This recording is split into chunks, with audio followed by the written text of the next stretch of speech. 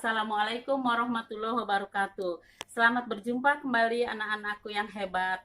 Kali ini kita akan mempelajari materi tentang konferensi meja bundar. Adapun tujuan pembelajaran ini adalah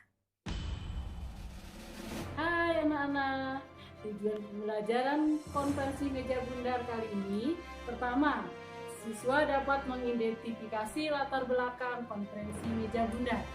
Yang kedua, siswa dapat mengidentifikasi tempat dan waktu pelaksanaan konferensi meja bundar. Yang ketiga, siswa dapat menyebutkan tokoh-tokoh yang hadir pada konferensi meja bundar. Yang keempat, tujuan dilaksanakan konferensi meja bundar. Oke, catat, simpulkan. Oke, tetap semangat, selamat belajar, salam sehat. Konferensi meja bundar.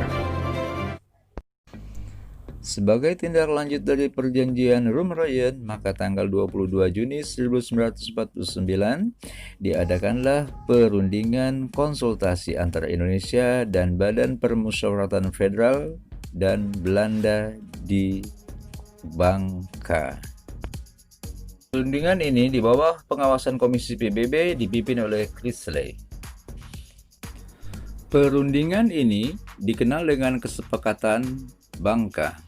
Adapun hasil dari perundingan ini adalah: pertama, tanggal 24 Juni 1949 Yogyakarta dikosongkan oleh tentara Belanda dan 1 Juli 1949 pemerintah RI kembali ke Yogyakarta. Dua, mengenai penghentian permusuhan dibahas setelah pemerintah RI kembali ke Yogyakarta.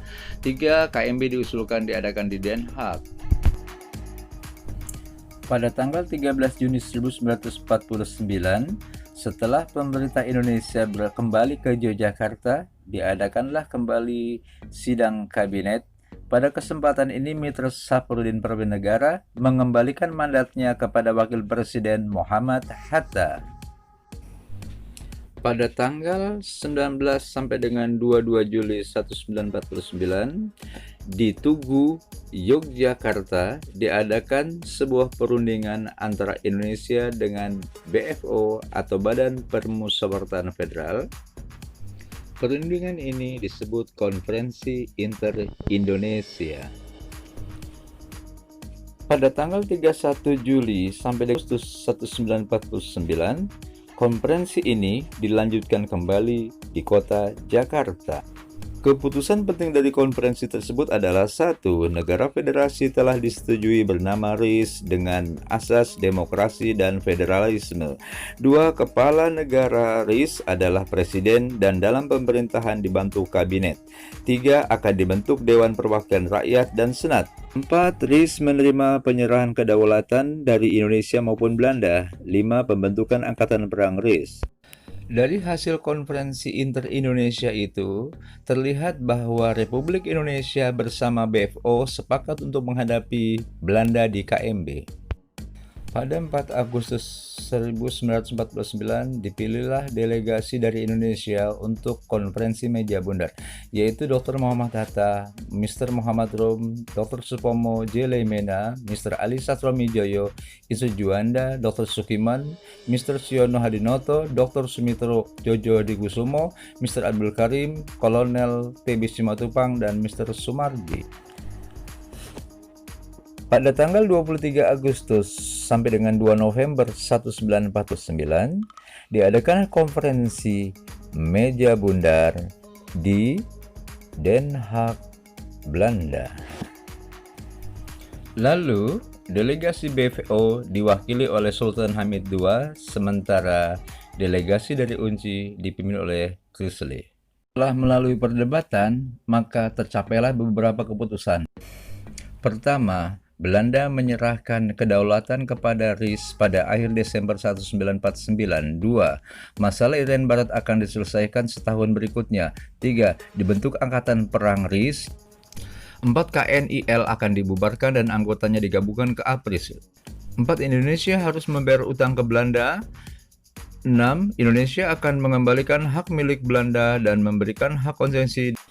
dan izin baru untuk perusahaan Belanda tujuh akan dibentuk Uni Indonesia Belanda.